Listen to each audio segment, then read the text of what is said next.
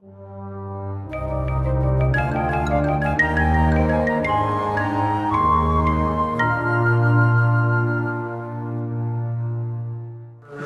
is what clean and unclean means.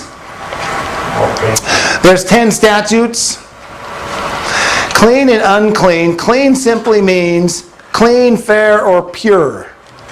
Unclean is tame, which means to be foul, contaminated, polluted, or unclean. God created some animals to be clean, fair, and pure. That's food. And He created some animals to be foul, contaminated, and polluted. That's not food. That's what those words mean. We've turned clean and unclean into religious words, and now it doesn't make any sense. It's just saying this is good for food, this is not good for food. This stuff's contaminated. Yes. Remember, God is our creator and designer. He made our immune system to protect us from disease. He made our endocrine system to regulate our hormones and chemicals. He made our nervous system so our body and brain can communicate. He made our muscular system so we might move, and our skeletal system to hold it all together. He made our circulatory system to provide nutrients to all of these systems, and our digestive system to process all the fuels to feed these systems. All of these systems and more work together to keep our body functioning properly. The final step in God's design is the right fuel to use. Just like a car manual informs you on what fuels and what oils go where, so does the Scripture inform us on what fuel we should feed our body. Okay? Should we put oil in the carburetor? No. Do you put water in the gas tank? Sometimes. Sometimes, if you don't know what you're doing. Do you put gas in the radiator? No, you got to put the right fuel in the right spot. God is the designer of our body. He said, this is the fuel you need. So God told us how to eat. He said animals with divided hooves and chews their cud can be eaten. So if it has a split hoof and it chews the cud, it can be eaten. The flip side of that is animals that do not divide the hoof or chew the cud cannot be eaten. So if they don't, chewing the cud, I'm getting to right now. But then he distinguishes, this is and, not or. He says the swine, though it's cloven-hooded, but it does not chew the cud. It's got to have both. This is and, not or. It's not chew the cud or divide the hoof. So that's why he put the swine in there saying, look, there's the distinction. It's got to have both. Well, what are we talking about? These animals are what we call ruminants. All of these animals have 4-chambered stomachs.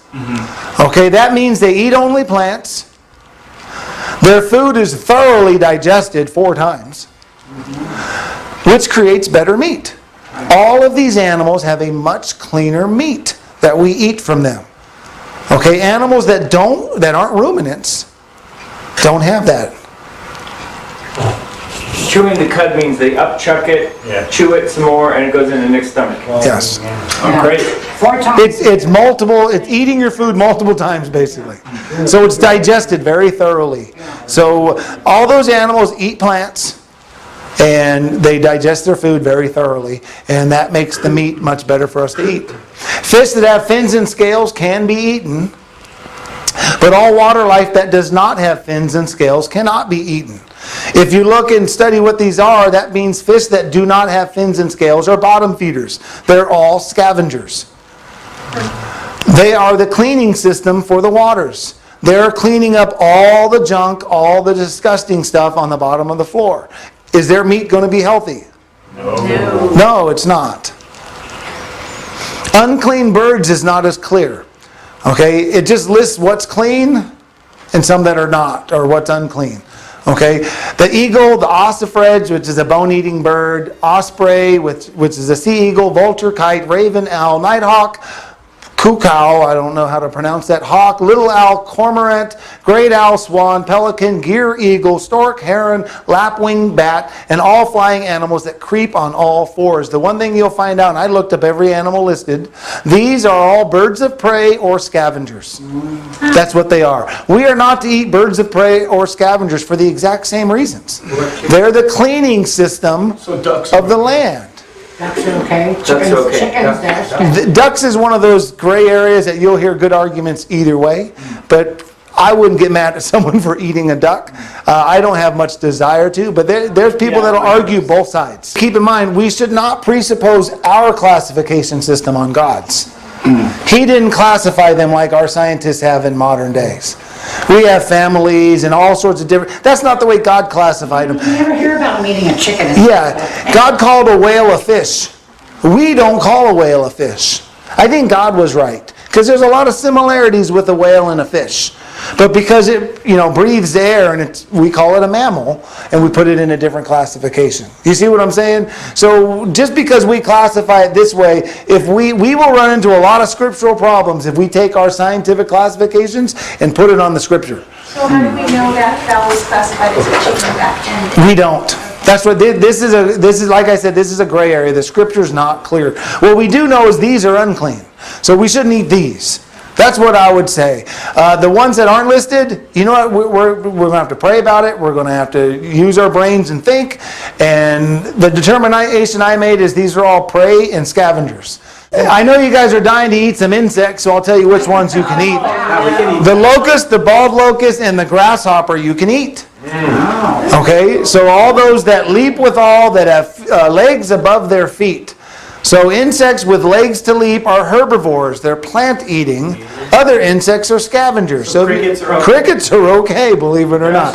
Now, I've never had a desire to eat one. They have flavored ones at the gas station. They do. They have chocolate. I heard about that. But I want to try it. I can clearly see the point. If someone were to offer me a bag of crickets or a bag of cockroaches, it's an easy choice. It is an easy choice. That's all you got to eat. It's not even a question. Yeah. So it makes sense. But in America, we don't eat insects. All that walk on their paws on all four legs are unclean.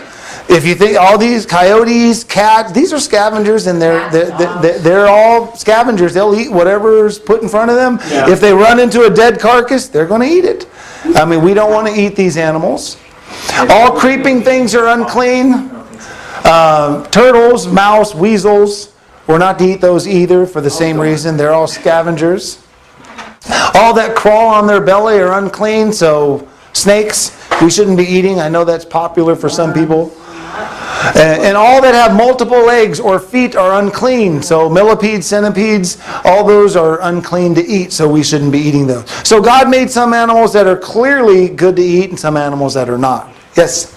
So the people in Africa, or what, third world, they only have bugs and stuff to eat. Are they being held accountable for this? I think God holds us accountable at a level based on our knowledge. He said he winks at their ignorance.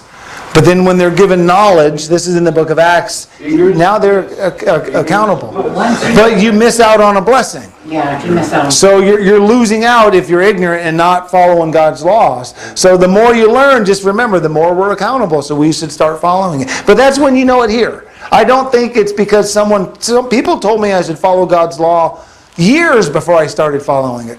I don't think I was accountable till I knew it was true.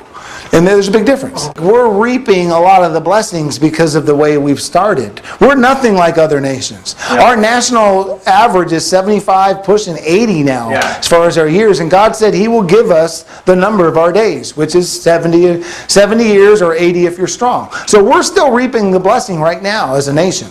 So I don't think we've gone so far. We're actually following most of God's. We don't cook up most of these animals commonly in America. The worst is pig.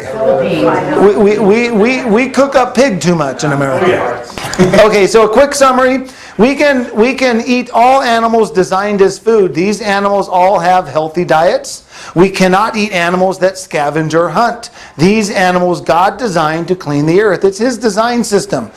If living out where I live, I probably shouldn't say this, but I did this once when I didn't feel like burying one of our animals. I just put him in the brush. Next day it was completely gone. Completely gone. It died of some sort of sickness. I didn't want it around. Normally we'd burn it or something like that. I knew the coyotes would get it that night. Sure enough, at night I heard all the howling. The next day it was completely gone. Not a fragment left. So they do a great job. They do a great job. It's almost like God knew what He was doing. Looking for seconds every night. That's why I didn't want to stay. It was probably a bad idea. You don't really want to feed them. One question I wanted to put up here. Did any of this change because of the cross? No. She said pause. Are unclean animals now healthy? No, nothing's changed because of It the all cross. changed because of Peter's vision. Yes, Yeah. listen. Because of the vision. That's what I was gonna say.